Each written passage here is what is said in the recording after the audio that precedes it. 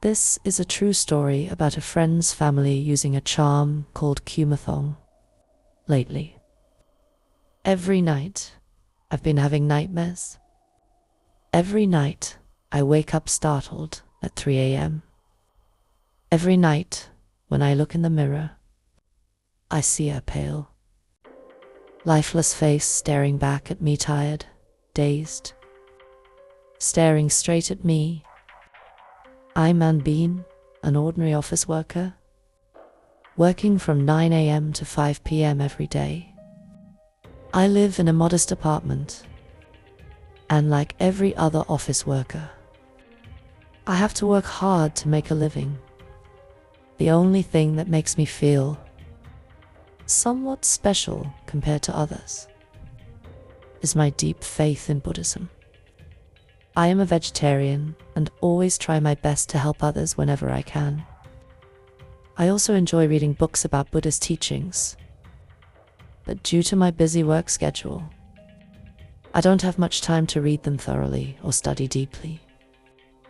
This always makes me regret not being able to fully commit. And then my life started to change when I traveled to Thailand with my aunt a few months ago. That day, I went to a shop that, according to the tour guide, sells many items related to Buddhism, feng shui.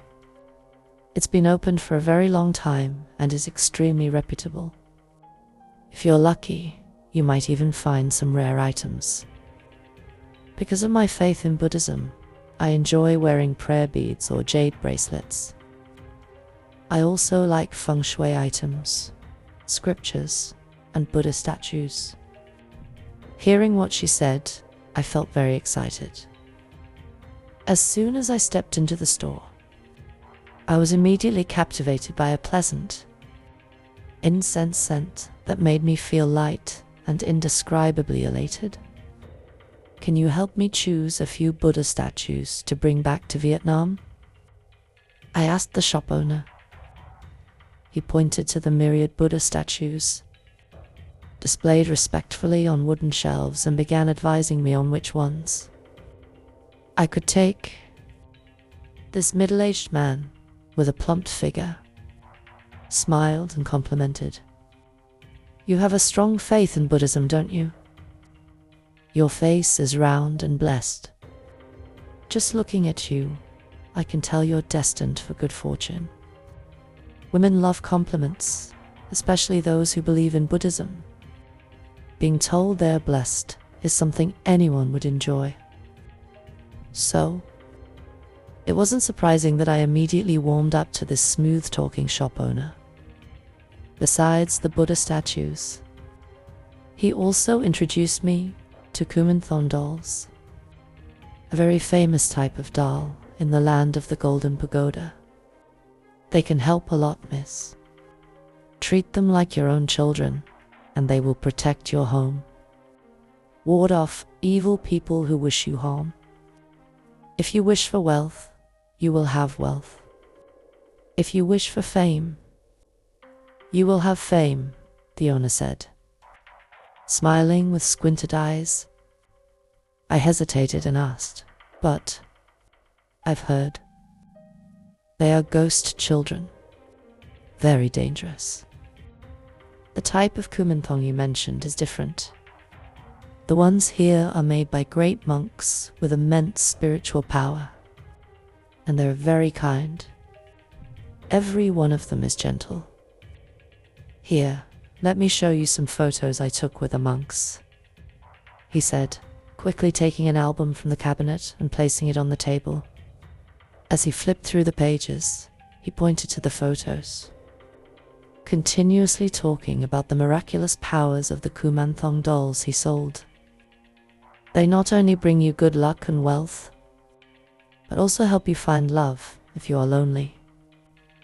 If you already have a family, they will ensure peace and harmony in your household. In short, they can do everything. The Buddha statues will protect and bless you. But Kumathong is different. Kumathong is the refuge of children abandoned by their parents. So they need someone with a compassionate heart like yours to love and care for them.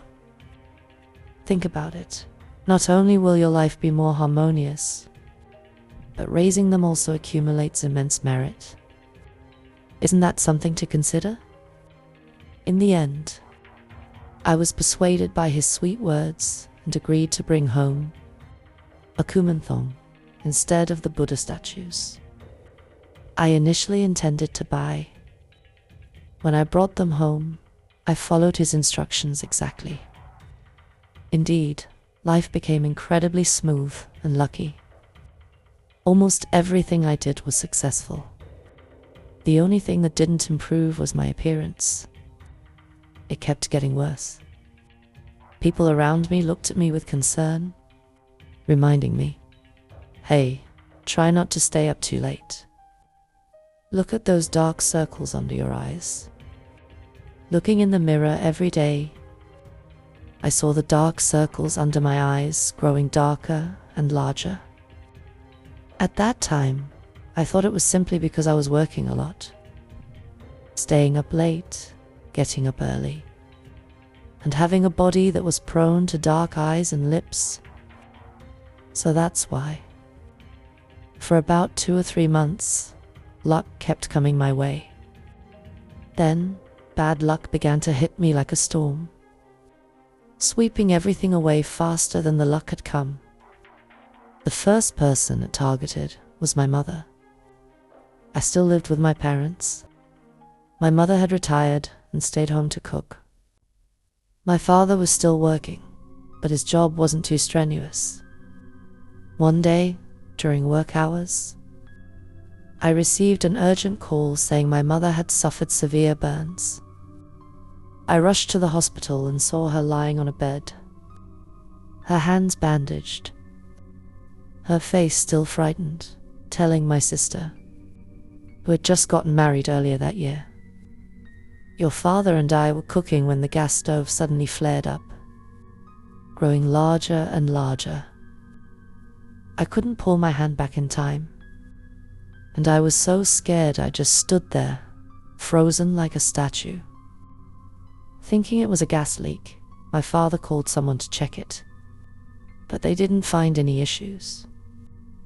At the time, I thought it was just an accident, but actually, the unusual signs had begun.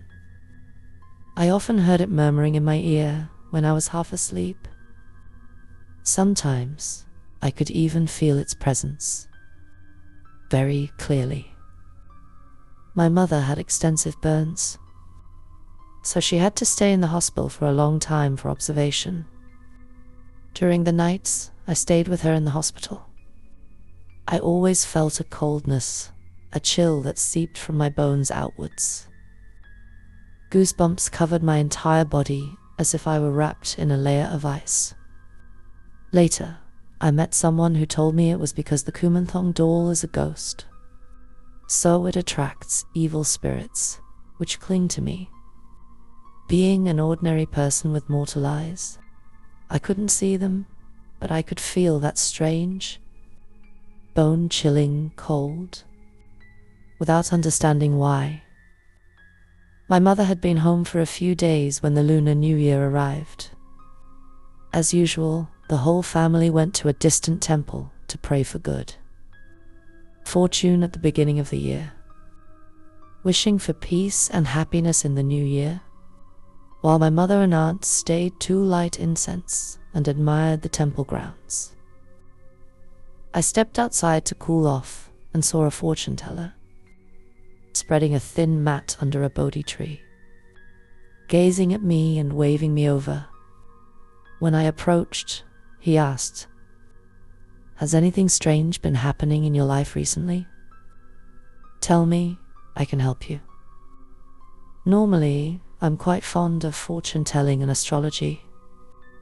If it were the old me, I would have immediately sat down and listened to whatever he had to say, even if it was nonsense, and I wouldn't have been angry, thinking it was just fate. After all, I believe in Buddha, but not too much in superstitions. But for some reason, After hearing his words, I felt incredibly uncomfortable and immediately shook my head, saying I hadn't noticed anything unusual and didn't need any help. I put 100,000 dong on his plate, wished him good luck for the new year, and turned to leave. He sighed and called after me, "Be careful with what's hanging around your neck." Another one of those old tricks, trying to scare me into thinking I'm haunted, just to make money by performing some ritual nonsense. My house is protected by Buddha, from the front door to the back. No ghosts can act up here, I grumbled. My mother's burn, which had started healing after returning from the hospital, began to fester again after the new year. Small blisters appeared everywhere. My mother had to be readmitted to the hospital to care for the burn, preventing infection and tissue necrosis. Naturally, I had to stay in the hospital to take care of her again.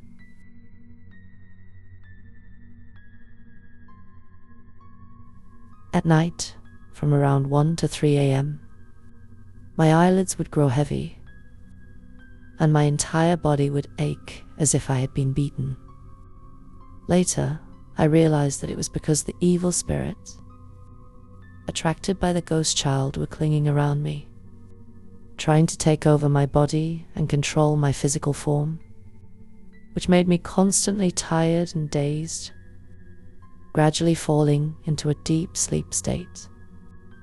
Every day after returning from the hospital, I slept from 7 or 8 a.m. until evening. When it was time to return to the hospital, I couldn't wake up, no matter how much I wanted to. When I did wake up, my head always felt heavy, and I even had a slight fever. My limbs felt as heavy as lead, thinking it was because I was overworked, stressed with projects, and had to take care of my sick mother. I went to a familiar massage place. This place was a traditional Chinese medicine clinic, and the owner was a lay monk who practiced meditation and had Chinese roots. The clinic was filled with many statues of Guanyin and had a unique incense that made me feel comfortable. But this time was different. I was scared and didn't dare look at the Guanyin statues. I felt incredibly uncomfortable looking at the radiating light from them. My head was spinning. The massage didn't help me feel more relaxed as it usually did. Instead, it made me feel indescribable pain. The lay monk said that when he pressed certain points, he noticed my energy channels were chaotic and my acupuncture points were blocked. He said my endurance wasn't ordinary to have lasted this long. I didn't understand much of the technical terms, so I tried to smile it off. After returning home, I requested leave and slept for nearly 2 days, unaware of time.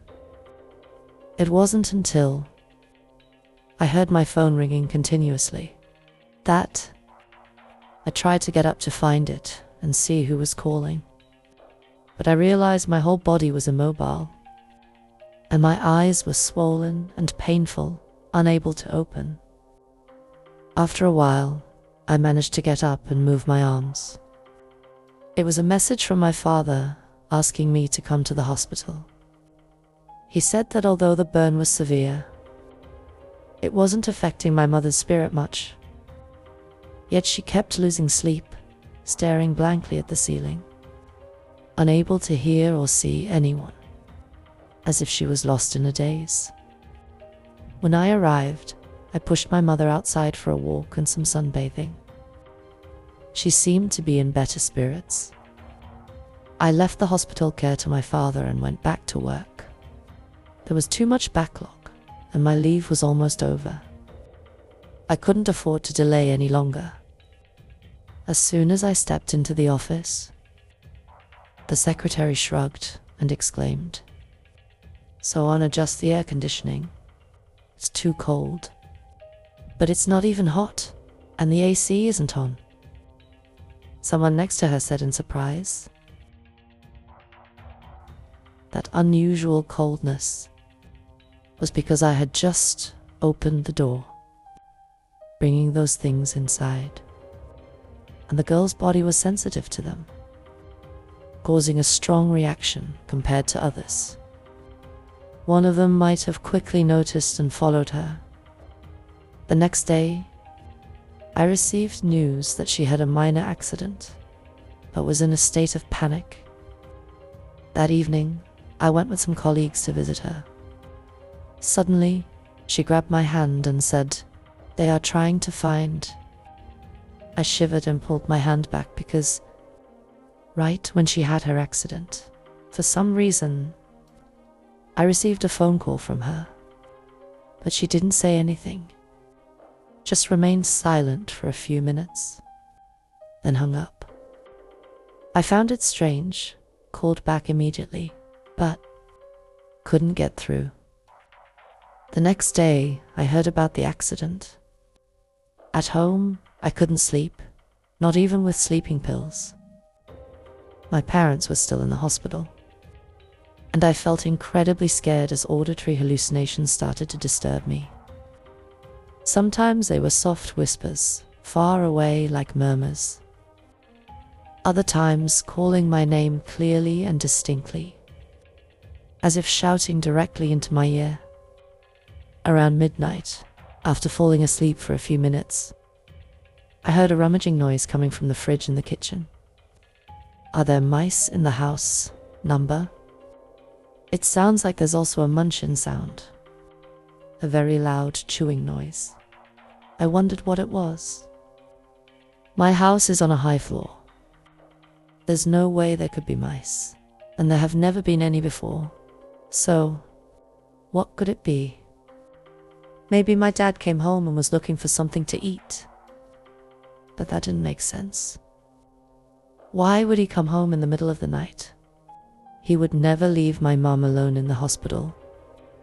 Turning on my phone, I saw it was 2 a.m. I decided to go to the kitchen to check out the noise. As soon as I opened my room door and stepped into the living room, I saw light coming from the open fridge door. But there was no one there, just some yogurt and bread scattered around. As I got closer, I noticed a piece of raw meat had been taken out of its packaging. With many small bite marks on the still red meat, I was terrified. Wanting to call someone, but I didn't know who to call. I immediately turned on all the lights in the house. When the light illuminated everything, I felt a little less scared. Thinking it over, I called Njiok, a close friend since middle school. "Hey, I'm home alone and scared. Can you come over and stay with me?" Ngok is a calm, brave person, almost like a boy, and particularly doesn't believe in ghosts or spirits. Having her here would definitely make me feel more at ease. Upon receiving my call, Ango hurried over. When she arrived, she looked worried, her hair still messy, and asked, "Why does your voice sound shaky? What's wrong with you?" I was so touched, like someone asking about you when you're being bullied. I'm a bit weaker than Njiok, but I'm usually tough. Suddenly, all my strength seemed to disappear. I hugged Ngok and cried, "There's something." In the fridge, Njiok looked at me suspiciously, gestured for me to stay behind her, and cautiously walked to the fridge. She saw the piece of meat with tiny bite marks. Then she looked into my room's open door and asked, "What's in your room?" "It's Kumathong. I brought it back from Thailand to worship." "What is Kumathong?" After I explained it to her, Ango got angry, went into the room, grabbed it, and threw it in the trash, threatening, If you bring it back into the house again, don't call me for anything. Always believing in this nonsense, playing with these fake spirits. One day, it'll scare you to death. After chatting for a while, I felt much more at ease and fell asleep. The next morning, I felt much better. Ngok, on the other hand, didn't sleep well. She said she kept dreaming of being surrounded and beaten by many children, but she couldn't fight back, only cry and scream in pain. When she woke up, her whole body was sore, and there were even bruises on her skin where tiny hands had grabbed her. Never mind, it was just a nightmare. Get up and have breakfast. We're late for work. And Jako hurried me out of bed. At lunch, Ngok asked me out to eat. When we got there, she lifted her hair and showed me a tiny bruise on her hand, saying, "All the marks from this morning disappeared, except for this one." I didn't notice it. When I was tying my hair, a girl sitting behind me asked where I got this tattoo. Said it looked unique. When I looked in the mirror, I saw it. Could it be? Because of the Kumathong you threw in the trash yesterday. But I don't think so. The shop owner in Thailand said that if you educate it well, let it listen to scriptures, it won't harm anyone. Maybe it got angry because you did that. I said worriedly. I know someone. Let's ask him tomorrow, Ngok said, and we both returned to work. Early the next morning, Ngok came to pick me up. She said her neck was in pain, almost unable to sleep all night, as if something was pressing on her. Sorry, I've gotten you involved. The person we went to see was also the owner of a shop that sold charms, including Kumathong. He looked at the bruise, listened to the story from the day before, and just laughed, saying it was nothing. That it happened because Ngok didn't believe in it, so it scared her a little. Whatever it is, it's still a child. It can't harm you. Hearing that, I felt somewhat relieved, but still asked if there was a way to remove the bruise. What's your lunar birth date? April, lunar calendar, day. I'll show you how to make these knots. Just buy the string from my shop. Tie them into knots like this until you finish the string. Do this every day for 7 days, and the mark will disappear. Indeed, the bruise gradually faded and disappeared. My mother also felt better, left the hospital, and returned to our hometown with my father to recuperate for a while. I had to stay home alone again, still scared, but things seemed lighter lately. I thought it was all over. But who knew? I was awakened again by that munchin sound. Everything continued, just like the other night. I quietly walked over to the trash can and saw. The doll was gone. The trash was mostly paper, and I hadn't emptied it yet because it was quite large. I worriedly dumped it out, sifted through it, but still couldn't find the doll. Where is it? What's going on? I only fed it cakes and milk. Never gave it meat. Could it have found meat to eat on its own and then disappeared? I suppressed my fear and searched the house, finally finding it sitting in the corner of my room. In the dim light, I approached and picked it up, seeing that its once adorable face was gone. Instead, there was a wicked grin, with a little fresh blood still trickling from the corner of its mouth. Terrified, I opened the window and immediately threw it down. From the 16th floor. Is this over? I wondered. Just as I finished, I felt something grab me and pull me toward the window, yanking me hard so that half my body almost fell out. I screamed for help, trying to grab onto something to hold myself back. Luckily, Injioki arrived just in time with some food, pulling me back inside. I collapsed onto the floor, leaning against the wall, so scared I couldn't breathe.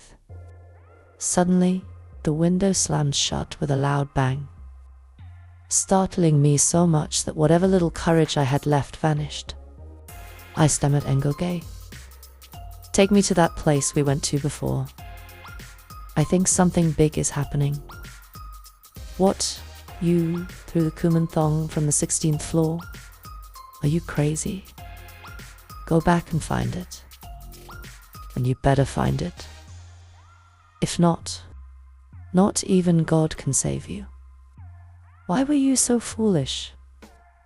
The shop owner scolded us, his eyes bulging, talking non-stop, making me even more panicked. "Maybe you should stay at my place until your parents come back," Angoak suggested. I nodded.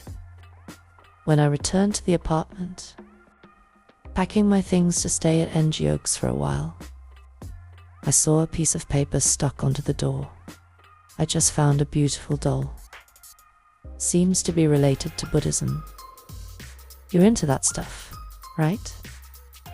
Come over tonight, and I'll show you. It was Hoey's handwriting. She lived across the hall, and her family had all moved abroad, leaving her behind. She was also quite close to me. We both looked at each other and said in unison, "Could it be her?" I rang the bell, and Hoey slightly opened the door. "What's up?" The doll you mentioned. Where is it? Can you give it back to me?" I asked nervously. Hoey pouted. "It's yours." "Then why did you throw it away?" "Once it's thrown away, and I'll pick it up, it's mine." "What are you asking for?" she said, and was about to slam the door. I grabbed her sleeve and said, "No, you don't understand. Please give it back to me." Hoey shook my hand off, looking annoyed. "Understand what? Why should you keep it, and not me?" Njahok pulled me back into the house. "Just pack up and stay at my place. Leave her be. If she doesn't listen, it's her fault if something happens." "What's wrong with her today?" "She's not usually like this." The next afternoon, I returned home to pick up something I'd forgotten. I saw an ambulance at the door, which puzzled me. As I entered the elevator, I heard people discussing someone on the 16th floor. She called emergency services, screaming that all her bones were breaking. No one knows what happened. The 16th floor. Could it be Hoey? A doctor sighed. Could she have developed brittle bone disease spontaneously?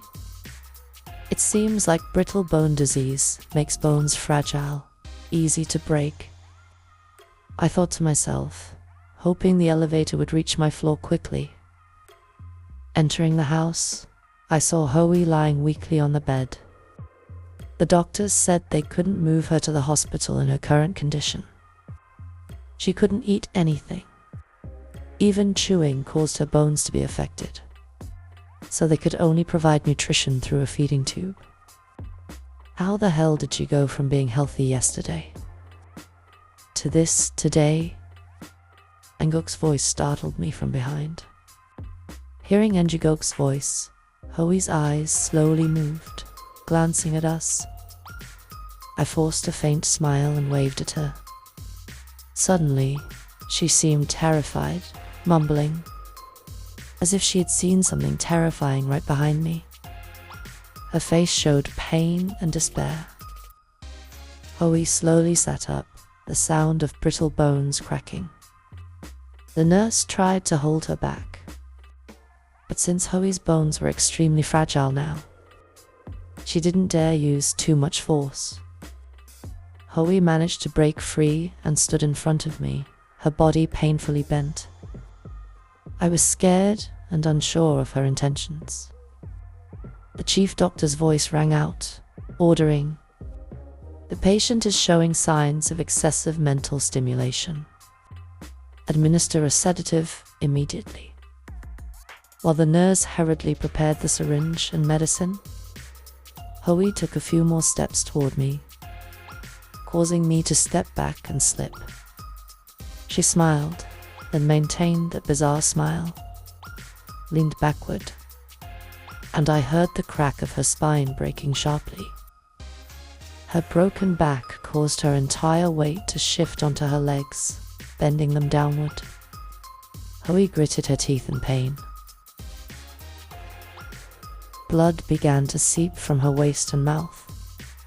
Under the shocked eyes of everyone present, Hoey folded down to the ground after the second loud crack.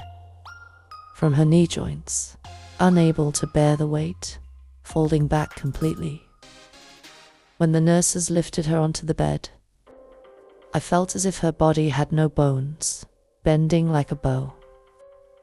My legs went weak when I saw her face slowly turn around, her neck twisting, eyes wide, staring at me, speaking in a child's shrill voice.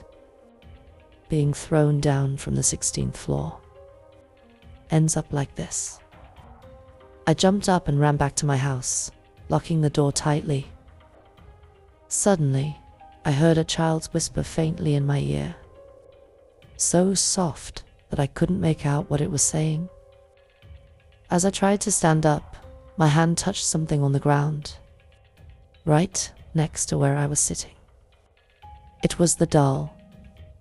I pushed myself away from it with both hands on the floor. Engowek, unlike me, wasn't afraid.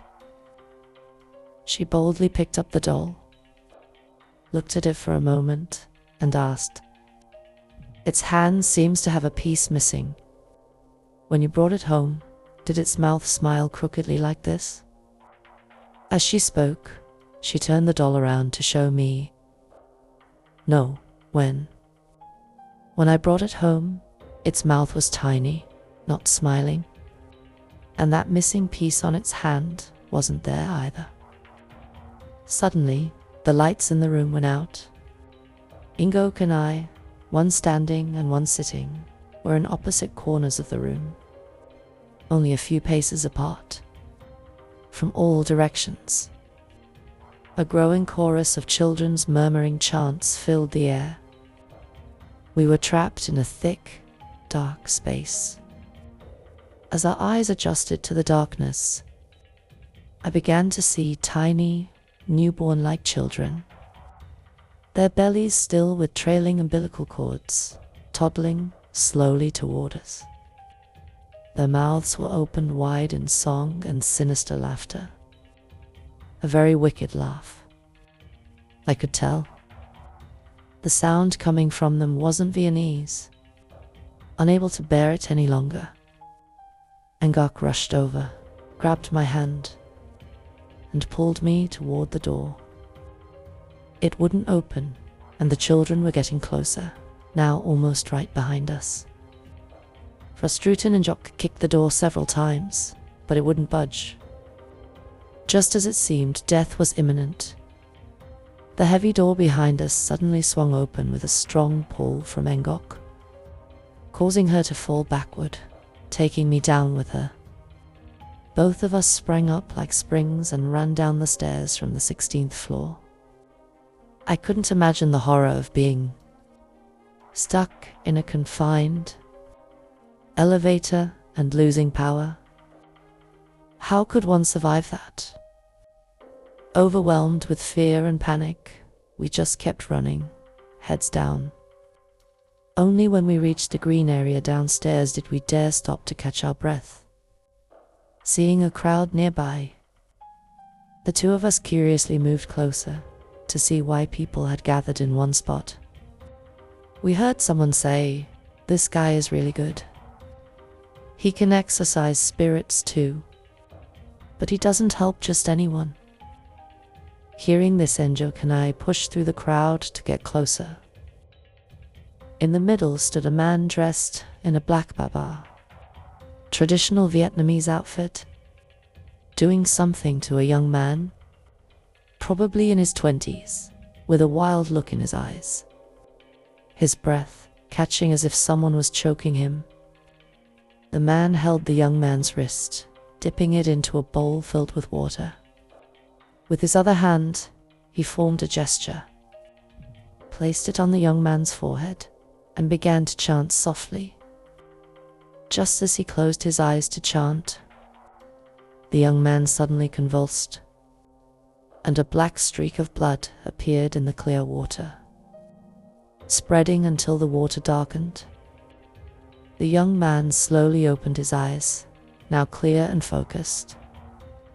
The crowd erupted in applause, breaking the tense silence of the last few moments. The man showed no expression, calmly stood up, parted through the crowd, and left. Where is he from? He's not local. I've never seen him before. Ngok, deep in thought, grabbed my hand and ran after the retreating figure of the man. I was surprised. Where are we going? Follow him. Maybe he can help us, Ngok said, panting. I frowned. He's a con artist. You're too trusting. Con or not, we have to try. We're close to death here. Desperate times call for desperate measures. Ngok snapped, almost shouting. Feeling a bit sheepish, I quietly followed Ngok, reaching the man, who squinted at me. He pointed a long, hooked fingernail at my forehead and declared, "Dark energy is gathering here, thickly. Follow me." Looking closely, I saw he wasn't that old, maybe just around 30. As he walked, a faint, distinct scent wafted in the wind. We reached a small shop near the apartment complex, where he sat down and introduced himself. "I am Dai Fong, and you two are Njuik. And this is Anbin. What kind of problem are you having?" "It's Kumathong, the Thai doll. Why did you bring it home?" "Because I'm a Buddhist, and I heard it was made by great monks, so I..." He immediately interrupted. "Buddhism has adapted to Thai culture in ways that mix in other elements. Such combinations have been inherently flawed from the start. For example, Kumathong is a ghost child. A ghost is a ghost. A spirit is a spirit. Buddha is Buddha. Why would you group them all together like this? Kumathong is made using fetuses, bones, or hair of newborns, sealing their souls inside clay statues or dolls to serve personal gain, to ask for wealth or love, not allowing the souls to be reborn to find peace. And they are sold and traded from one person to another. If you were one of them, what would you think of yourself now, huh? Lady Bodhisattva, with a compassionate heart. I understand. I truly regret my actions. It was because of my ignorance and the persuasive words of the shop owner. Please help us, I pleaded with him. After a few moments of silence, the man spoke. Usually, these ghost children don't kill anyone unless you did something to harm it. I threw it down from the 16th floor. I think it caused a part of its hand to dent. Fine, give me your address. Tonight, exactly at 7 p.m., I'll come over to check out the situation there and find a solution afterward. With that, he turned and quickly walked toward his parked motorcycle. That evening, the man arrived right on time. I went to greet him in the parking area. He had changed into normal clothes, wearing jeans and a shirt. He no longer wore the loose black baba from earlier that day, making him look about 10 years younger, probably around my age. The mysterious, arrogant aura was gone. Now, he looked just like an ordinary person. While he was inspecting the surroundings, I struck up a conversation. You're quite young. Why not find a more stable job? This kind of work seems so precarious. And why do you do this work? How long have you been doing it? You're asking too much for me to answer all at once. What do you mean by this kind of work? My family has been doing this for generations. I see this as a very sacred and noble profession. Personally, I have no issues with it. Even though people consider it superstitious, I still make a living because I truly have the ability to see the spirit world. It's not easy to adapt, but I'm fine with it. By the way, which floor do you live on? Why did you take the stairs? The 16th floor. But please, can we take the stairs? I'm scared. I don't dare take the elevator. The man shook his head, seemingly giving up, and accompanied me. About halfway up, we both had to stop to catch our breath. Suddenly, we heard two women upstairs gossiping about someone. That girl is allergic. People are allergic to pollen, dog fur, cat fur, dust, and all that. But she's allergic to water. Can't drink water or bathe. Isn't that strange?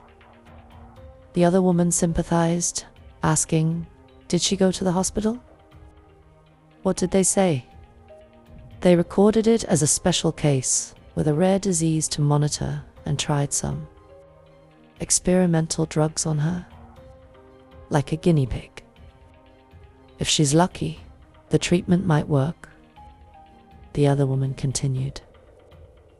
I didn't pay much attention. My own problems weren't solved yet. Why bother with others? Just as I was about to continue up the stairs, we were startled by loud screams coming from the floor below. We looked at each other and went down to see what was happening. When we got there, many people were gathered in front of an apartment. The police and ambulance arrived shortly after. As the stretcher carried someone out, a hand fell out from under the white cloth, startling me when I saw a tiny blackened handprint, just like the one I had seen on the back of Enjok's neck the other day. Another death. This building is quite new, and already 2 people have died. All died in horrible ways, in very strange conditions. No real cause has been found. While I was still eavesdropping on the nurses' conversations, Daifeng suddenly slapped his forehead as if remembering something.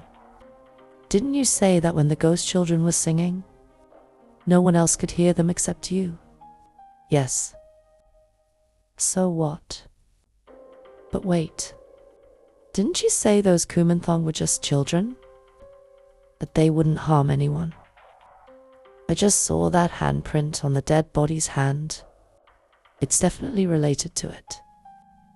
He was surprised and asked, you saw that handprint? Kumathong harms people only in 2 cases. One is out of deep resentment for not being reborn. The other is if someone intentionally instructs Kumathong to harm others. If it's the first case, it's easier to handle. But if it's the second, it's more difficult. We need to find its owner. Daifeng was still speaking when his phone rang. He said he had an urgent matter and had to leave immediately. So the conversation ended there. I continued back to my room, still engulfed in invisible fears and a host of questions. Why? Why is it harming so many people? Will it continue? What should I do? Overwhelmed and anxious. Even the sound of a text message or phone call startled me, so I took leave from work. I spent my days in a haze, drowning in alcohol and tranquilizers. The man had disappeared without a trace since then. I tried calling him several times, but he was always out of reach. Perhaps he was a con artist, or realized how tough the situation was and fled. One morning, while trying to sleep after being awake all night, I received a message asking me to call back. But I didn't know who it was and hesitated to call. Then the number called me back. It was Daifeng. And he said urgently, "Get ready. I'm coming over to your place now." Hearing the doorbell, I went to open it. As soon as I peeked out, he pulled me straight into the elevator. "What's going on?" "Open the door. I don't want to take the elevator." I screamed in panic. "Calm down, I'm here." "But where are we going?"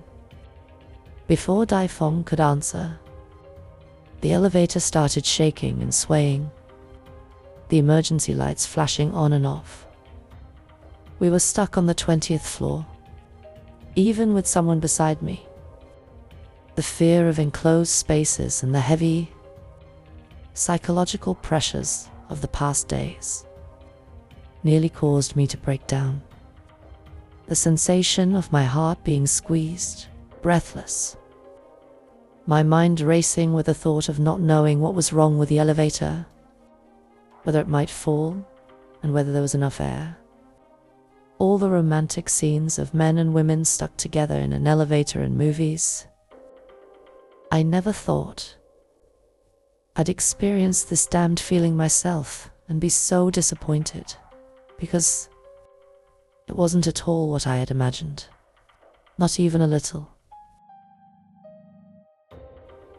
It seemed I could see that same fear on Daifeng's now pale face. "I told you not to take the elevator. I had a bad feeling, tried to avoid it, and you dragged me in here to die together. What do we do now?" I muttered, frantically pressing the control panel, trying to contact someone for help. Suddenly, a voice came over the intercom. "The elevator's stuck." "Yes, yes." We both answered in unison. "Hold on, we'll send someone to fix it right away." We both sighed in relief, feeling a bit calmer now. Daifeng sat down beside me to reassure me, before continuing the story about someone upstairs Morglans. "He has that condition." Seeing my confused expression, Daifeng continued, "People with this condition experience something terrifying. They always feel as if parasites are crawling under their skin, itching unbearably, while no one believes them.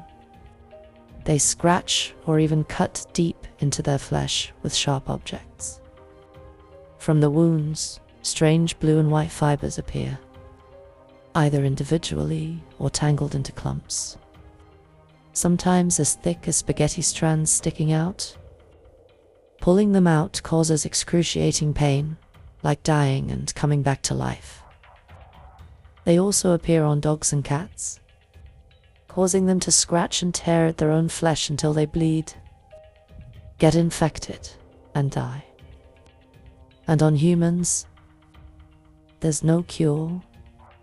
And what does that have to do with me, dragging me along like this?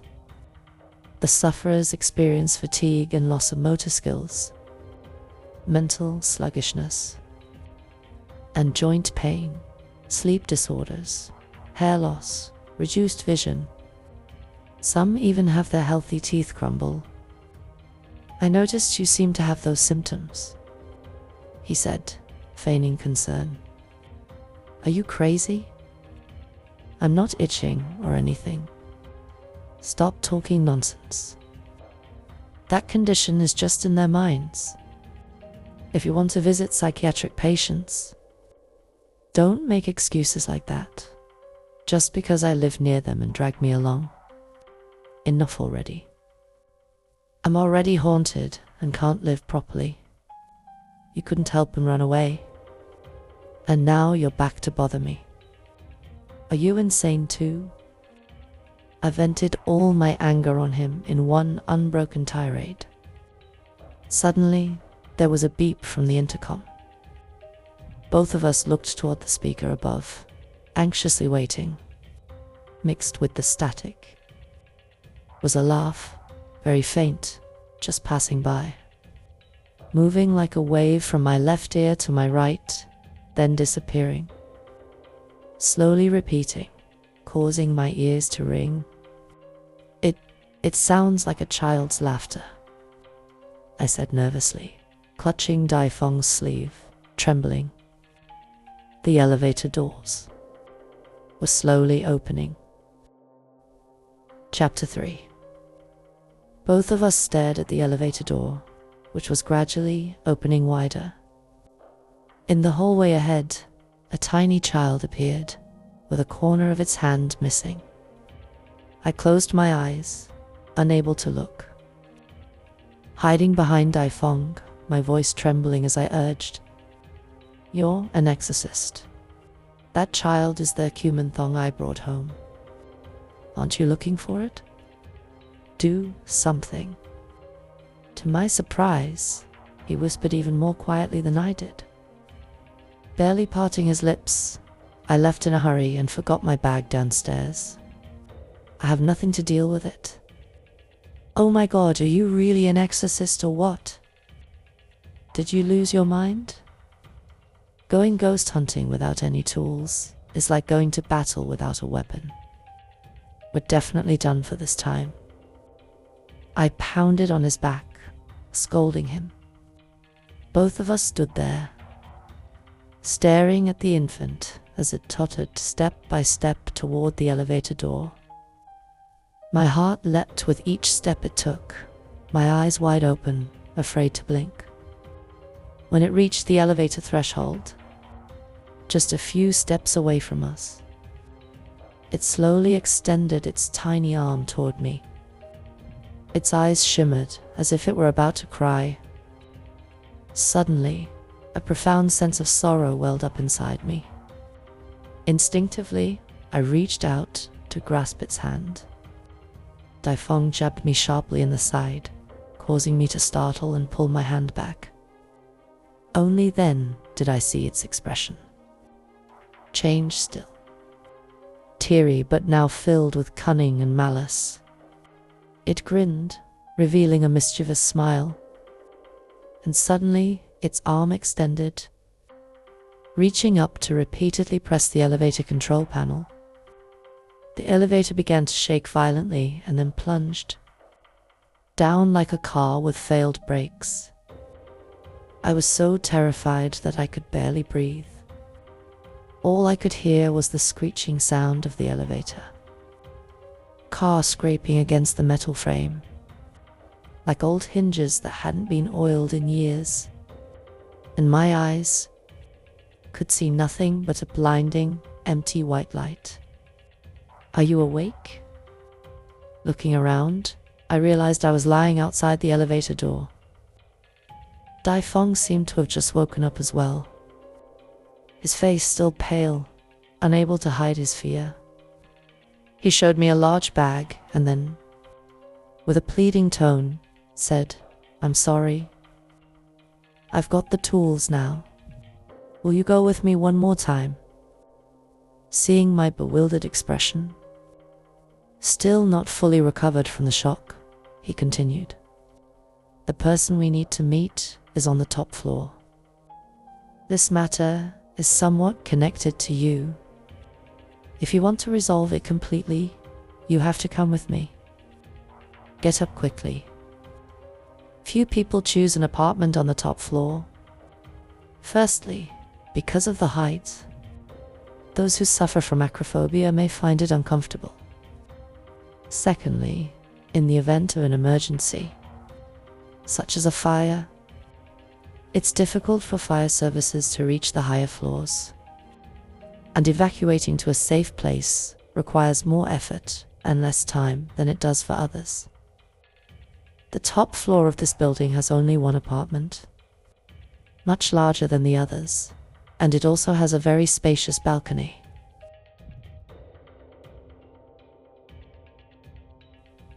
As soon as we rang the bell, a woman opened the door. From her face, her speech, and her demeanor, she exuded a rare and gentle aura. Daifeng asked her what had happened and who had called him. The woman was silent and hesitant for a few minutes. Suddenly, a baby's cry came from inside the house. The woman's expression changed instantly, becoming extremely panicked. "Coming quickly," she whispered. As soon as I put my shoes on the shelf and stepped onto the doorstep, I could feel something very frightening emanating from within this apartment. What do you think is the scariest thing in the world? Ghosts, demons, the wailing of cats at night, or being home alone? I have never feared these things, nor have I ever known fear of anything in this world, until that incident happened. My life has completely changed. Now, the only thing that exists in this house is fear and helplessness. I try to resist, surviving day by day. I don't care about tomorrow, and I don't dare to recall the days that have passed.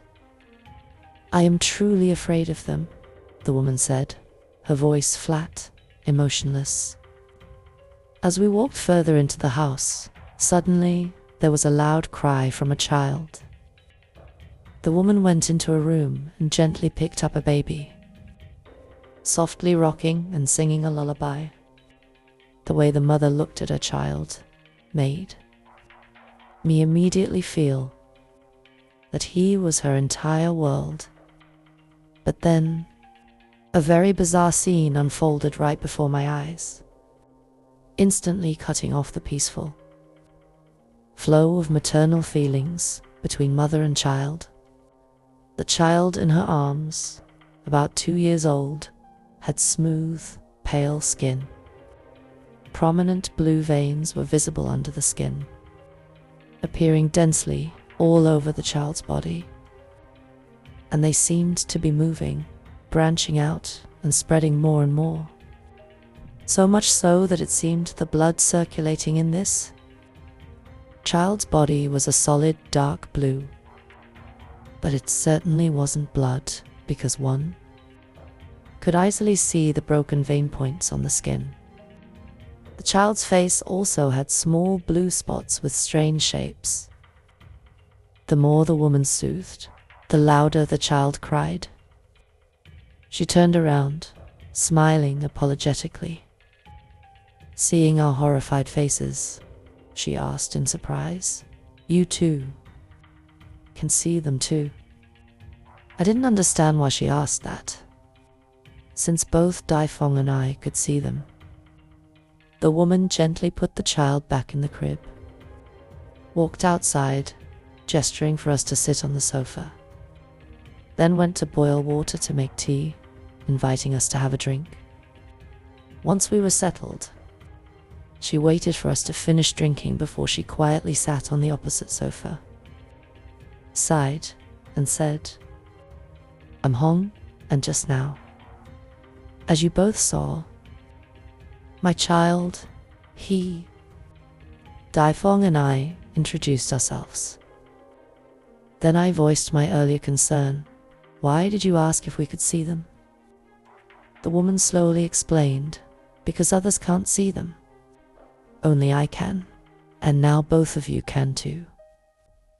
So I was a bit surprised.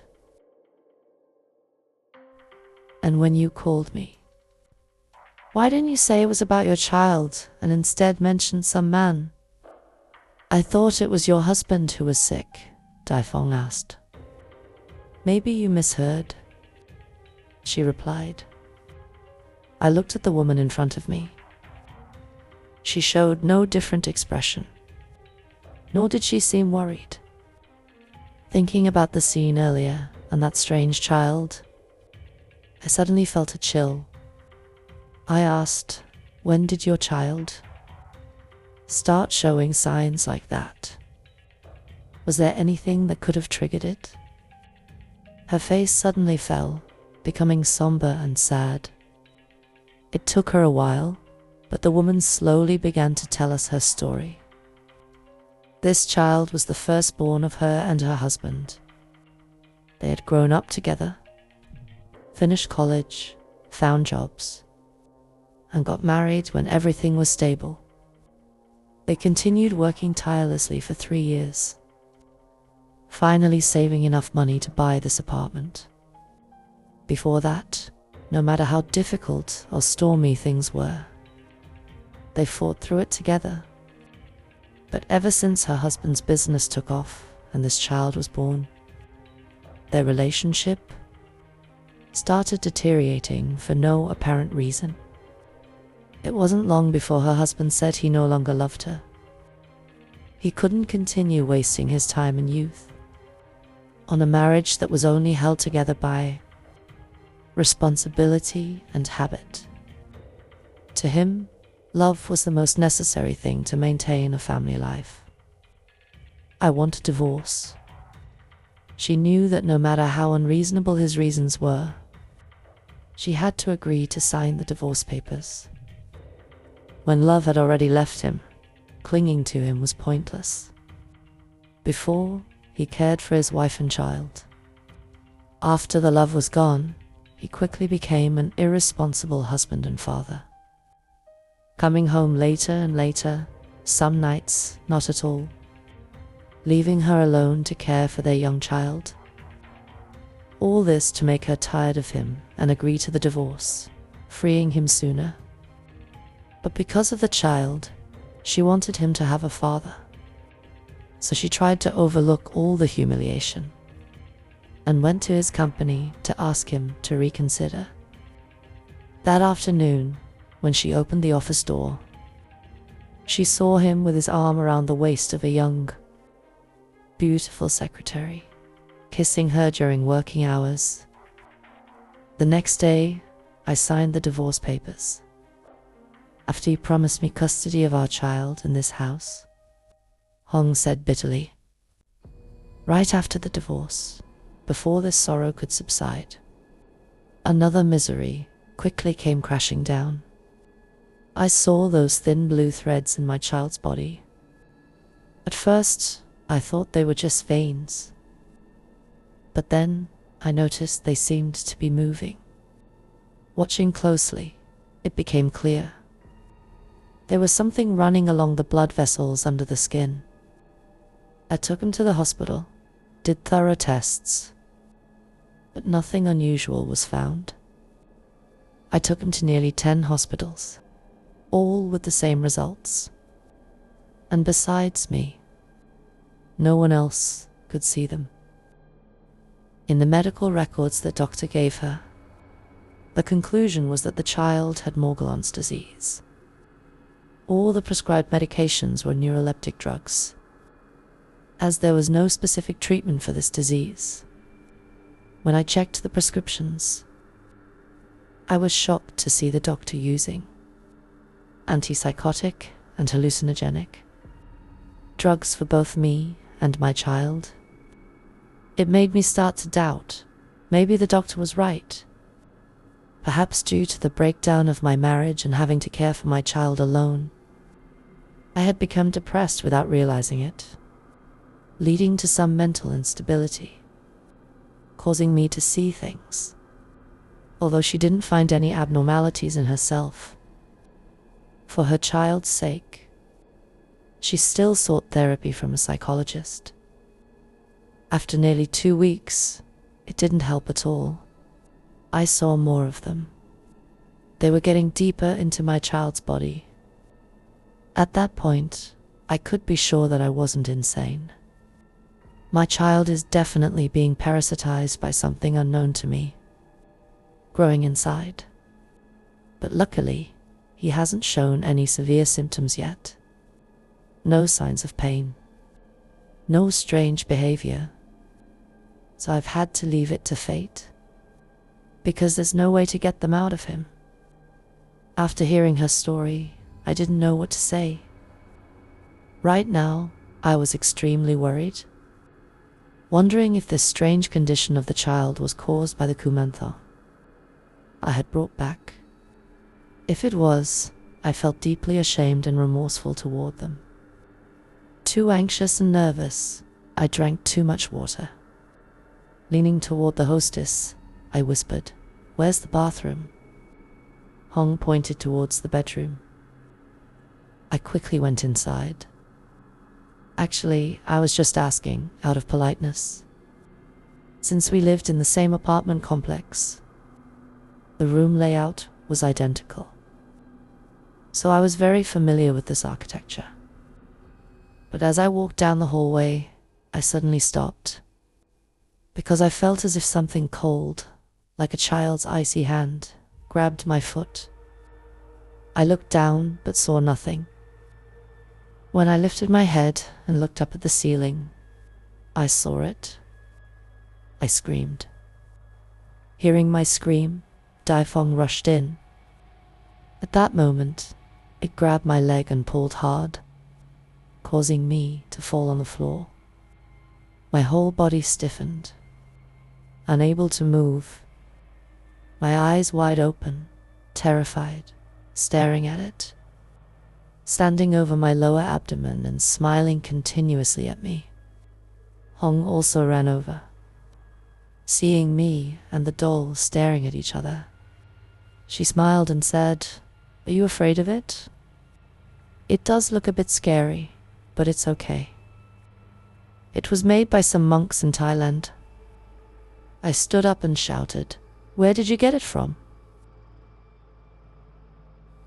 Hong was a bit surprised by my reaction, but still answered, "I didn't bring it home. Because I don't believe in religion, I never looked into such things." While taking the baby for a walk, I found it in the courtyard, so I brought it up, thinking it was just a toy doll. Later, a friend visited and said, "It's a wish-granting doll, made by some Thai monks," and suggested I keep it since I found it. So I did, without knowing what it actually does. Daifeng's face suddenly turned pale. He leaned closer and whispered, "An Bin. Look at it closely. Does it look different than before? It seems. Its clothes are darker. Before, it also wore this red bib, but not this shade of red. This red now looks like it's stained with blood," I said fearfully, placing it on the tiled floor. Things had gone too far. Initially, I only intended to bring back some Buddha statues. Who knew I would end up with a ghost child? And now, it had harmed so many people.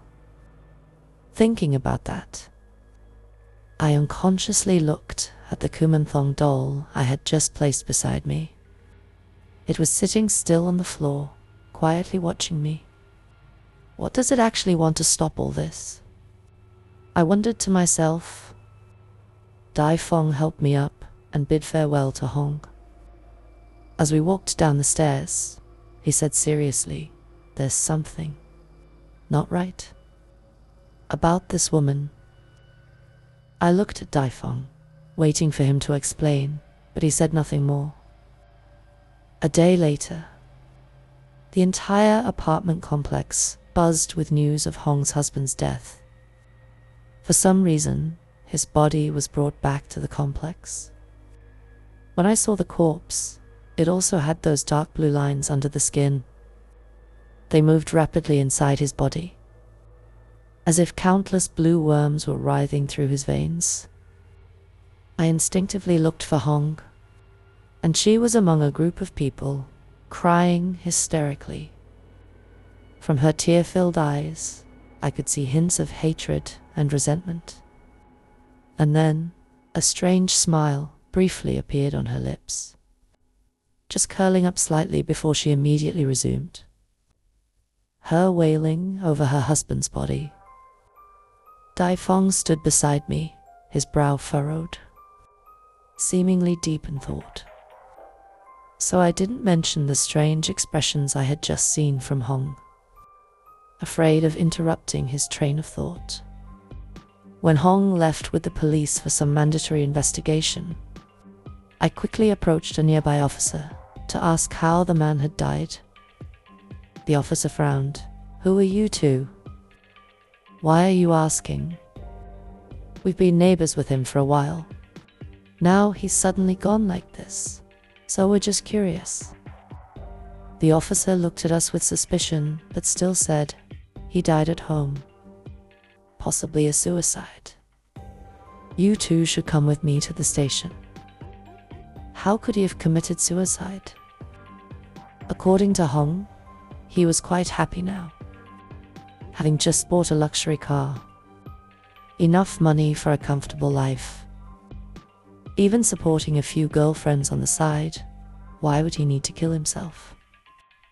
It wasn't until after giving our statements and sitting on a bench outside that I noted Dai Fong still wore that thoughtful expression.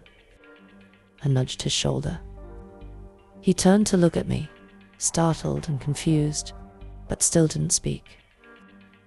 I found it strange but didn't say anything more. When I told Ngok, she reacted more strongly than I expected. She told me to stay away from Daifeng, thinking he might just be a fraud. Ever since he left me alone with the trouble, Ngoke had a very bad impression of him.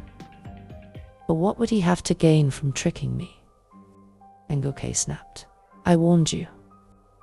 But you didn't listen, so if anything happens, you have to deal with it.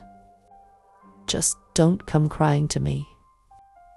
One morning, after the bizarre corpse was returned to the complex and buried, about a week later, I received a call from Daifeng saying that he had just seen an online news report. Hong and her son were found dead, their bodies discovered at home. It's reported to be due to gas poisoning. Have you heard anything else?